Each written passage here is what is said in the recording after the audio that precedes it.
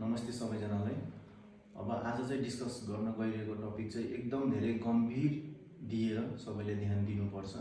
म तपाईहरुले केही तल फोटो देखाउँछु। यो तपाईहरुले पक्कै सामाजिक सञ्जालमा देखिराख्नु भएको छ र चिन्नु पनि हुन्छ कतिजनाले। तपाईहरुले यो तल देखेको फोटोमा चाहिँ सबैजनाको हैन डेथ भइसकेको छ र यो डेथको मुख्य कारण भनेको चाहिँ कार्डियक अरेस्ट र हार्ट अट्याक हो। त्यो सब दुवै भनेको चाहिँ मुटु रोग सम्बन्धी रोग हो। त्यही भएर तपाईहरुलाई चाहिँ म जानकारी आज जस्ट तपाईहरुले म कारण मात्र भन्छु के कारणले जवान मान्छेहरुमा र बुढेसकालमा यो मुटु सम्बन्धी रोग हुने गर्दछ। यो कारण चाहिँ तपाई थाहा पाएर तपाईहरु पनि सचेत हुनुहुन्छ र अरूलाई पनि सचेत गर्नुस् र यो भिडियो शेयर गर्नुस् है। पहिलो कारण भनेको चाहिँ सबैजनामा धेरै जसो हुने भनेको चाहिँ चुरोट। चुरोटको प्याकेटमै लेखेको हुन्छ, प्याकेटमै फोक्सो र कलेजोको फोक्सो र मुटुको फोटो देखाएको हुन्छ तर पनि मान्छे खान्छ चुरोट।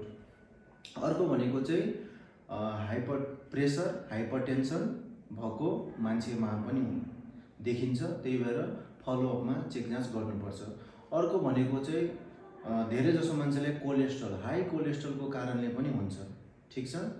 यो सबै भनेको चाहिँ धेरै जसो 45 वर्ष कटिसकेपछि मान्छेले मात्र हुन्छ।